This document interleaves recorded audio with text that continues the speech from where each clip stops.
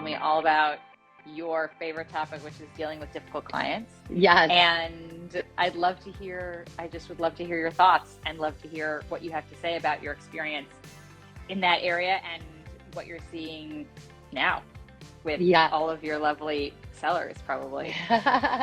Yeah. So one of as you know, the biggest challenges in this business is getting both buyers and sellers to a realistic price point.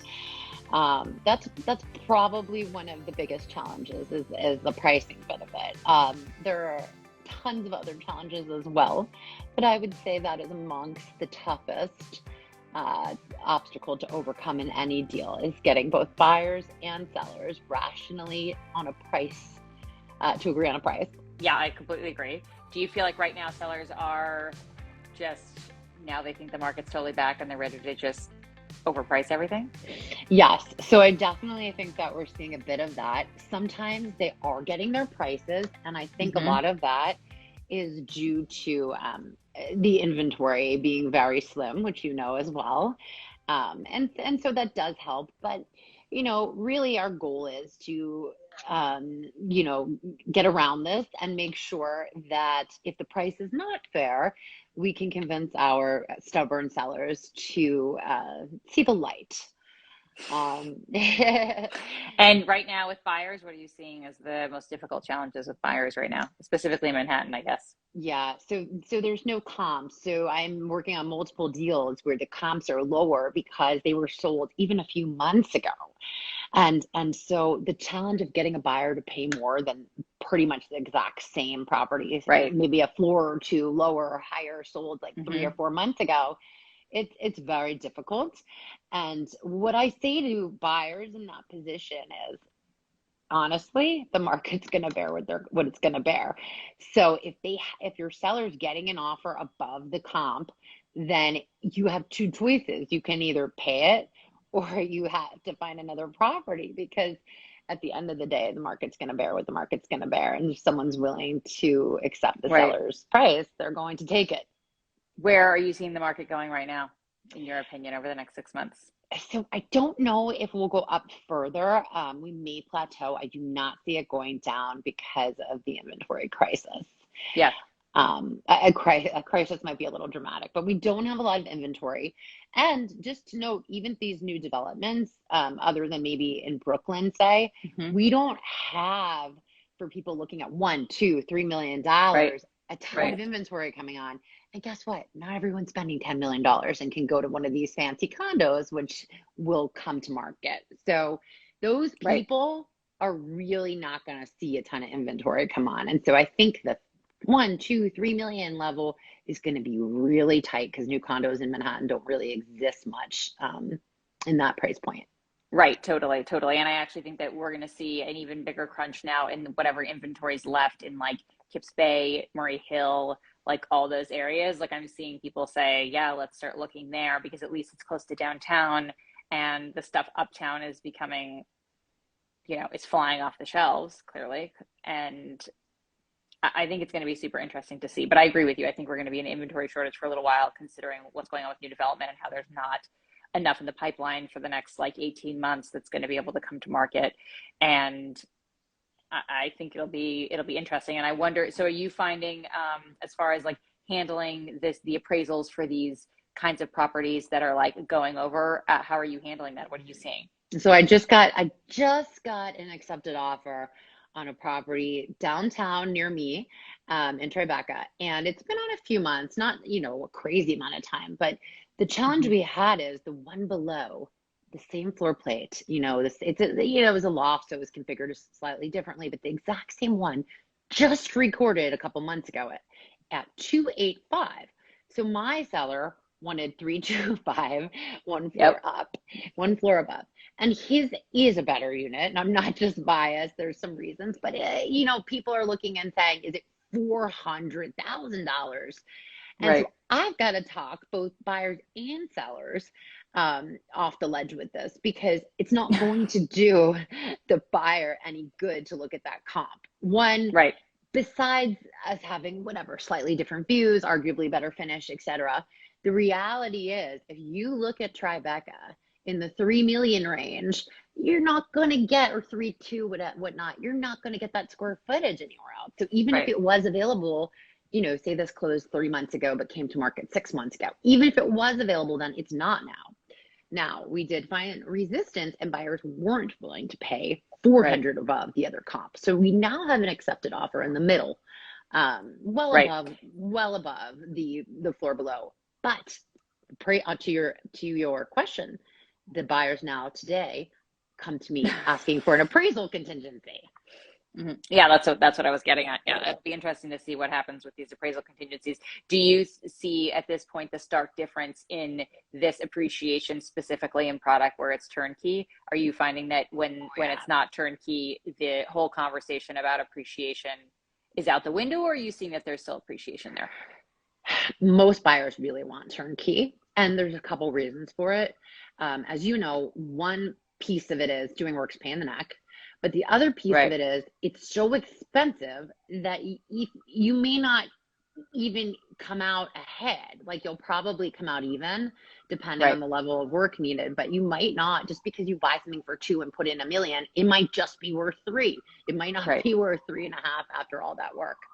Right. Um, so yes, and I am, but this is interesting, Christian. There is now I'm finding, because the price points are lower, some stuff that I think is a bit beat up is getting a lot of money just because it's Yeah. more Yeah. affordable. Yeah, exactly. I think that where the appreciation we're going to see that we weren't expecting now is going to be the stuff that needs not a ton of renovation, but needs just a little bit. And people are saying, I'll stomach it. I'll deal with a little bit of supply chain, or I'll live in Yep. it and I'll figure out what I want and I'll Yes. renovate it in 6 months. Yes. So Yes. yeah, I'm putting something on that, I struggled to try to sell in 2018. And I think now we're going to get what we wanted, and it's a little tired, but at the same time, definitely gonna, I think all of a sudden we have some opportunities in that like gray area of like, doesn't really need renovation or not. Yes. And that's always That, tricky to price. So yeah, tricky. yeah. I mean, pricing right now is, I think, probably the hardest thing It's because, so hard. well, also because if you overshoot it, even in the rental market, you overshoot it just by that 3-4%, you could be dead in the water. And to that end, that brings me to the more difficult I find clients between buyer and seller is the seller or the landlord, or the person doing the renting or selling. Totally. Yeah, like a good friend who's also a client, she actually said to me, because I was kind of talking to her about what I consider selleritis. I call it selleritis. And she said, yeah, it's just like everyone thinks their kid's a genius. So their kid's just not a genius. They're just a regular kid. And, Yeah, totally. yeah, like the seller thinks their property is that one off. But how is it statistically possible that every single one is the one off? It I makes know. no sense. I know. You love your own children and believe so much in them. But also remember, there's so much baggage included in that, because when someone's owned a property for a certain amount of time, they've had so many friends who've come over and been like, oh my God, this is so beautiful. Wow, I can't, it's only worth that? No, it's got to be worth more. Uh-huh. I've seen crazy That's stuff because right. everybody's an expert That's in right. pricing and real estate, especially when they're a real estate broker. So I'm with you. Yes. I'm with And you. I think we're going into some interesting inventory situation, but also interesting brokerage situation yep. times. Yes, I agree with that. And look, it's at the end of the day, I'll have to say to sellers, and one of the ways I deal with this is the seller will say, oh, well, everyone's telling me I priced it too low. Based on what? What are they basing it off of? And they'll send me these like crazy price listings. And I said, well, are they selling? It's been on the market for a year or two. It's not selling. So this is not a great argument. I know. We're Yeah. definitely, I think it's going to be a time where data is going to be super important, and real-time data is going to be even more important, and real-time data of stuff that's going into contract, under contract, is going to be paramount. And that's where broker relationships are going to be key. Mm-hmm. Keeping the lines of communication open is going to be super important. I get calls from agents every day right now about where my in-contract properties are, and I'm doing the same. I'm making those phone calls, and it's Yep. helping me with offers, because how do you know where to price things? How do you know what to do? Yeah, that's the thing. Broker relationships are so important. Like if you can't trust the other person on the other end of the deal, or it's just it leads to even more confusion and less clarity. Yeah. Because our market, and this is another thing I have to tell sellers a lot, and this is very, very true. Is in terms of, a lot of them are finance people, right? So you'll say Yeah. to them, look, I can't, it's not like a stock where everyone can see the stock price. Like if I said to you that a $10 stock is actually worth $15, you would just laugh at me. So you're telling me a value that maybe is not as Right. tangible. Yeah, and effectively, this whole thing is still an auction. It's still, Yeah, the same as when you're, as when you're putting, some sort of piece of art up and you have, your base lowest value. And honestly, I still believe in it's better to underprice than to overprice all the me time. too. Yes, yes. But But how do nobody, but you that's so convince? hard. That's so How do hard. you It's so hard convince to the convince. seller? I know, it's hard. It's hard. Well, listen, I appreciate this. I think this was great. Do you have any other parting words for us about how you deal with difficult clients right now and what you're seeing in the market? So I would say dealing with difficult clients, you have to try to get them to be rational. Show them data, show them facts. Try to compare this to whatever it is that they do for a living, whether it's stocks or, I don't know, tech or whatever. Try and give them some sort of analogy that they can understand on irrational behavior. Totally. Yeah, and I think the market's going to stay strong for a really long time. We clearly have a very resilient city, and the price points are just they're holding. And there's Yeah. never going to be too And I much think, inventory. and the prices that developers are buying land right now, I do believe that these new levels of pricing are going to hold firm because the fact that there's no way they're going to come out with 1,500 a square foot product south of 96th Street. It's never happening again. I agree with 17 you. blending at 1,700 a foot's never happening again for these new developments. So, unless you're going to be in different boroughs or you're going to be, way north of what you and I are selling right now as Yeah. the bulk of our product, right? And so I think that's something that's super important to think about because everybody's like, oh, well, I'll just wait. And I'm like, wait for what? Just the stuff that you're looking at to get older, or it's not. I think that we're going into something that's super different. I also think that we have institutional purchasers who are also disrupting the market by buying up product that would be end user product and using it as investment properties. And I Oh think that that's yeah. something that's disrupting things as well and going to disrupt things long term because you have a whole new buyer pool that didn't exist Yeah. before that we used to base a lot of our market on.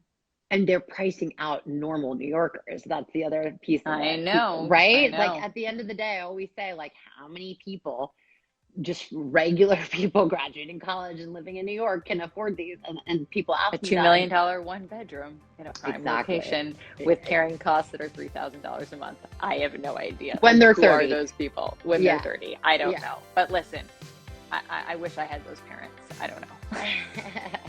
That's right. Exactly. Well, listen, this was great. You Yeah. guys all Thank know you how to so find much, Rachel. Kirsten. Clearly, Thank she's you. a consummate professional. She knows what she's talking about. She's Thank also you. a mother of two, I believe. Two little right? girls. One may Yes. be running around here somewhere. Exactly, somewhere like that. And let's keep in touch and keep the conversation going. Go ahead and leave comments and questions, tag us, and we will respond.